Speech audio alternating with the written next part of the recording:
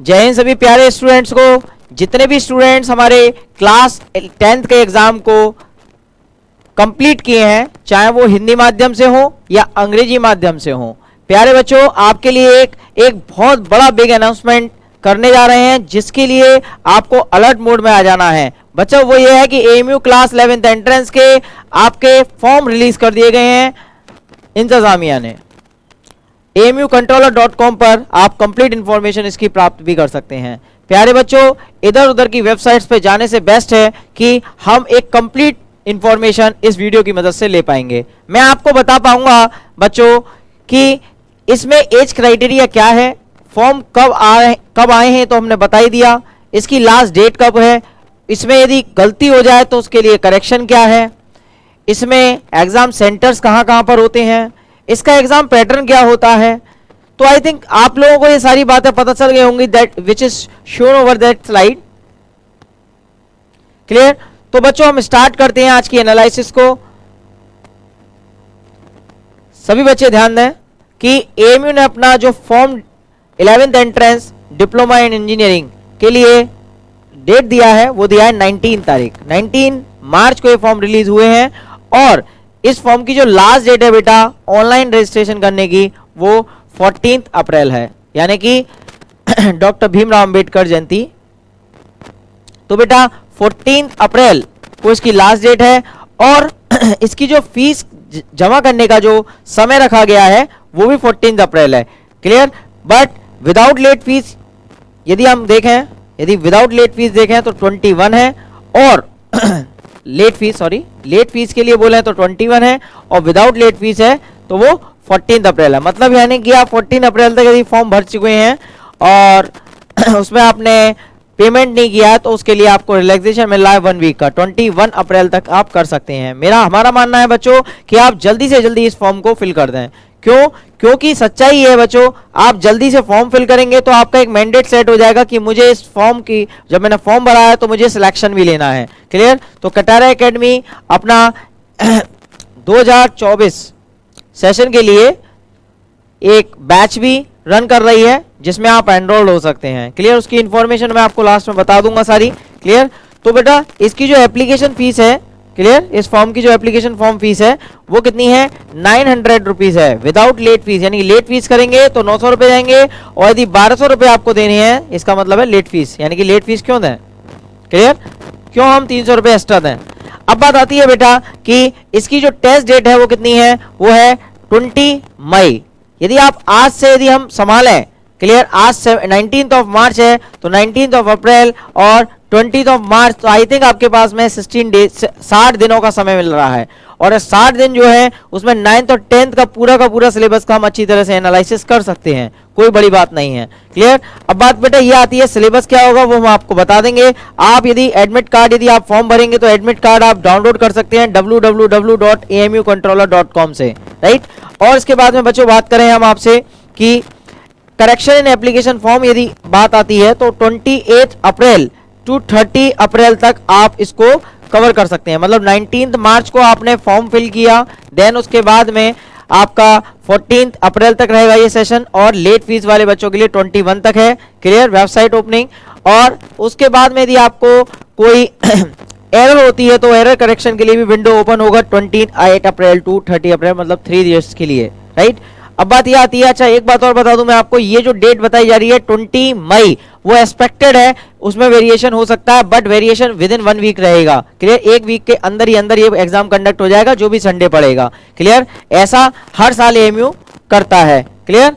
अब बात आता है बेटा कि इसमें एलिजिबिलिटी क्राइटेरिया क्या है। तो एलिजिबिलिटी क्राइटेरिया यदि हम मार्क्स के आधार पर बात करें, on the basis of the marks, clear, तो बात आती है कि 45% से कम नहीं होने चाहिए आपके 10th स्टैंडर्ड में, यानी कि secondary school certificate of the university और the equivalent examination with not less than 45% marks in aggregate of the English, science and the mathematics, और इंग्लिश, मैथमेटिक्स और इंक्लूडिंग लाइफ साइंस बोले तो बायोलॉजी बेटा। Clear?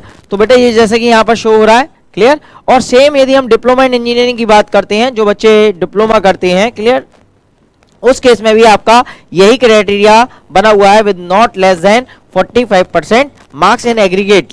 Clear, in case of physics, chemistry, mathematics, clear. तो ये पूरा का पूरा आपका क्राइटेरिया सेम ही है, बस थोड़ा सा इसमें ये है कि इसमें इंग्लिश है, क्लियर, फिजिक्स है, केमिस्ट्री है और मैथ है, clear. Has passed higher examination with English, physics, chemistry and mathematics, थोड़ा सा वेरिएशन भी है, क्लियर। तो ये बात आपको याद रखनी है, बट आप टारगेट इसको कर रहे हो तो और बेस्ट है, क्लियर। चलो अब बात आती है बेटा कि एज क्राइटेरिया की बात करें, यानी कि eligibility criteria on the basis of the age. तो बेटा यदि आप 11th एंट्रेंस में फॉर्म भर रहे हैं, सही है, 11th एंट्रेंस के लिए फॉर्म भर रहे हैं, तो आप एक बात ध्यान रखिएगा कि इसमें दो क्राइटेरिया होते हैं। बच्चे क्या करते हैं, जैसे 19 से ऊपर की एज का यदि हो जाता है तो वो फॉर्म नहीं भरता, उसके लिए है चांसेस हैं वो डिप्लोमा इंजीनियरिंग के लिए कर सकता है, क्लियर। तो डिप्लोमा इंजीनियरिंग के लिए यदि हम बात करें तो वो 21 साल से ज्यादा नहीं होना चाहिए, क्लियर। और किस आधार पर, 1 जुलाई के आधार पर, यानी 1 जुलाई तक वो 21 साल से कम रहे, और 1 जुलाई को यदि वो सीनियर सेकेंडरी स्कूल सर्टिफिकेट के आधार पर यदि हम बात करें तो उसका जो एज है वो कितना ना रहे बच्चा, not exceed 19 years age of 1 July, clear. यानी 19 साल तक वो रह सकता है, यानी 19 साल तक इसका एलिजिबिलिटी क्राइटेरिया, इसका कहां तक है, 21 तक है बेटा, राइट। इसके बाद में आता है हमारे पास में कौन कौन से डॉक्यूमेंट्स आपको रिक्वायर्ड होंगे, क्लियर, एएमयू स्कूल एडमिशन के लिए, क्लियर। एएमयू स्कूल एडमिशन के लिए जब आप डॉक्यूमेंट रिक्वायरमेंट की बात करते हैं, आपका सिलेक्शन हो जाता है तो आपको इनमें से कोई एक वेरिफिकेशन के लिए मांगा जाता है, जैसे passport size colour photo, Aadhaar card और any ID proof, clear, domicile certificate, date of birth, clear, previous year 10th का मार्कशीट आपसे मांग सकता है, क्लियर, और या फिर आपका कास्ट सर्टिफिकेट उसमें भी होता है, क्लियर। तो ये सारे के सारे ट्रांसफर सर्टिफिकेट, टीसी भी मांग सकता है, क्लियर। मतलब इनमें से कोई एक आपके पास में प्रोविजनली होना चाहिए बेटा, क्लियर। इसके बाद में आता है आपके बाद में कहां पर इसका टेस्ट सेंटर रख सकते हैं। यदि आप अलीगढ़ के रहने वाले हैं तो स्वाभाविक सी बात है आप अलीगढ़ रखें, या फिर अलीगढ़ के आसपास का यदि कोई स्टूडेंट है तो वो अलीगढ़ टेस्ट सेंटर रखे, वो भी एएमयू के अंदर ही आता है पूरा का पूरा, मतलब एएमयू के अंदर जितना भी पोर्शन है हमारा, क्लियर, मतलब जितने भी डिपार्टमेंट हैं, फैकल्टीज हैं, सही है, वहां पर सब यहाँ टेस्ट सेंटर पड़ता है, तो कोई प्रॉब्लम नहीं होने वाली है। हमारा मानना है कि यदि आप यूपी के हैं और यूपी में अलीगढ़ के आसपास के रीजन में, वेस्ट यूपी में रहते हैं तो अलीगढ़ ही भरें। देन उसके बाद में यदि आप ईस्ट यूपी में जा रहे हैं तो आपको लखनऊ सेंटर बनना चाहिए, क्लियर। और यदि आप गाजियाबाद या उसके आसपास के रीजन या वॉट एवर जो भी है, क्लियर, तो उस केस में आप मेरठ भर सकते हैं, हरियाणा वगैरह के स्टूडेंटों के लिए भी पास पड़ जाती है, क्लियर। देन उसके बाद में आप यदि बरेली भी भर सकते हैं। इसके बाद में यदि आप आउटसाइड के स्टूडेंट है, Srinagar, Jammu and Kashmir, clear, Kolkata West Bengal, clear, Patna Bihar और किशनगंज बिहार, क्लियर, ये सारे के सारे एएमयू के टेस्ट सेंटर्स हैं, क्लियर। आप जहां पर भरना चाहते हैं वहां भरते हैं, हमारा मानना है कि आप अपने नियरेस्ट देखें, क्लियर। चलें, इसके बाद में बात आती है एएमयू एंट्रेंस एग्जाम पैटर्न क्या होता है बेटा। सबसे पहली बात ये ऑफलाइन एग्जाम होता है, क्लियर, हर साल कराया जाता है, ईयरली बेस्ड होता है बेटा एग्जाम। और बात आती है कि इसमें 2 आवर्स का टाइम मिलता है आपको, क्लियर। इसका जो मोड रहता है वो हिंदी मीडियम, इंग्लिश मीडियम और उर्दू मीडियम तीनों में आता है बेटा, क्लियर। यानी हिंदी मीडियम वाला छात्र भी या छात्रा भी दे सकता है, इंग्लिश मीडियम स्टूडेंट भी दे सकते हैं, उर्दू मीडियम भी होता है वो भी दे सकते हैं, क्लियर। अब बात आती है कि इसमें कौन कौन से सब्जेक्ट्स आते हैं, क्लियर। सब्जेक्ट की यदि हम बात करें, इसका पैटर्न जो होता है वो ऑब्जेक्टिव टाइप होता है, यानी कि इसमें मल्टीपल चॉइस क्वेश्चंस आते हैं। इसका मार्क्स होता है 100 मार्क्स, 100 मार्क्स का आता है और 100 क्वेश्चन ही होते हैं, यानी 1 मार्क्स एक क्वेश्चन के लिए मिलता है, क्लियर।